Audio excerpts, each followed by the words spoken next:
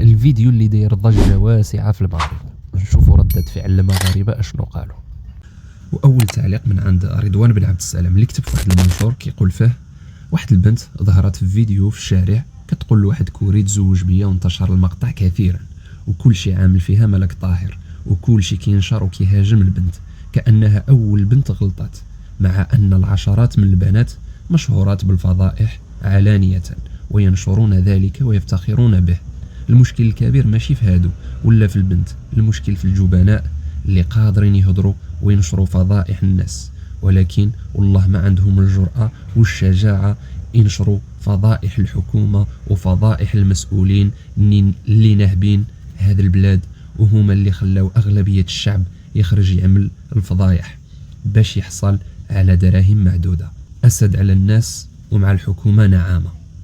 بان لك المنكر غا في هاد البنت طلبت من كوري تزوج بها، ما كتشوفش أن الجرو في إسبانيا عنده الحقوق أفضل منك، وانت في بلادك لا صحة لا تعليم لا سكن لا عمل لا عيش كريم، وعاد زيد عليها غلاء الأسعار.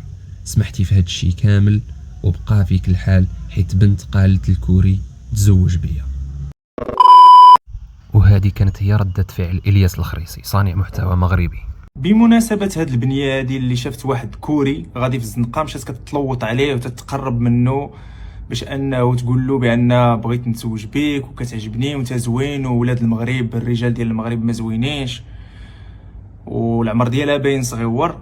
دابا بغيتكم عاد تخيلوا معايا كون كان العكس، كون كانت اوروبيه جايه من دوله اخرى وشي واحد كيتلوط عليها بحال هذاك اللي في البحر، كانت شي اوروبيه في البحر وجا كيتلوط بها، داروا عليه بوم، داروا عليه حاله. ودابا فين راهم دوك النسويات من هذا الشيء؟ هذه وكله مسكينه كتدبر على راسها، عجبها كوري، من بعد ما تغسل الدماغ ديالها بالثقافه الكوريه ولات كتشوفه هو ملك فقط الجنسيه ديالو. تخيل دابا تيحكموا على الراجل بالجنسيه ديالو، ما عندك لا اخلاق لا دين لا فلوس، لا فقط الجنسيه، انه من جنسيه كوريه صافي هذا ملك خصني نتزوج به. ما عارفينش قيمه الزواج وعظمه الزواج والله سبحانه وتعالى، وان حرام ان تزوج بغير مسلم. ما ربوش الوالدين بناتهم على هذا الشيء. اجنبي بسم الله، مغربي اراك التعكسات، اراك المهر الغالي، اراك الدار الطوموبيل المسائل، وممنوع ان تزوج بمغربي 18 سنه ولا شي حاجه. انت خصها تكمل قرايتها وتخدم حيت ما تيقاش في المغربي طبعا.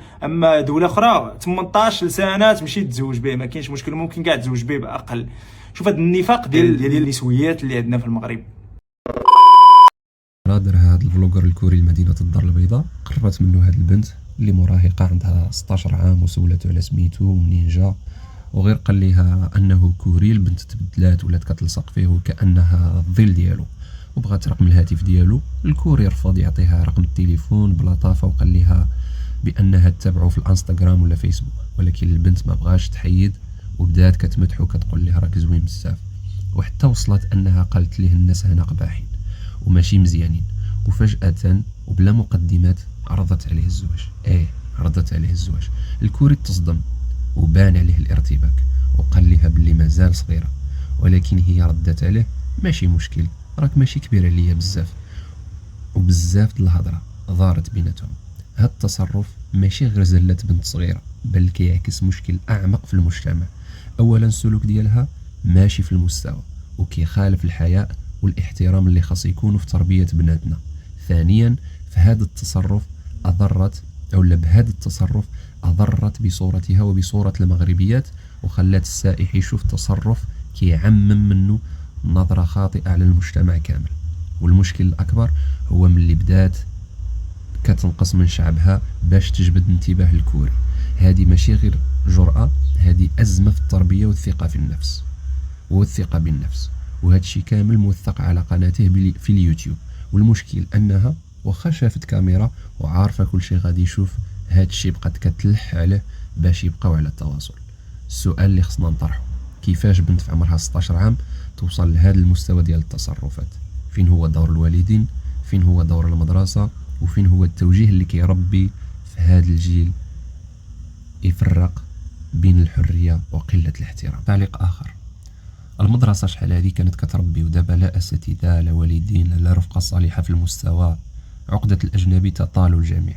دابا شفنا جوج حالات في وقت وجيز داك السيد اللي كيلح على ديك السائحة ويبوس ليها في يدها، وهذه البنت مسكينة التي تثير الشفقة وباينة تلقت تربية خالية من الثقة بالنفس والدفء العائلي اللي كيخلي عادة البنات يكونوا في غنى وفي قناعة عن أي شيء. الله يلطف بينا.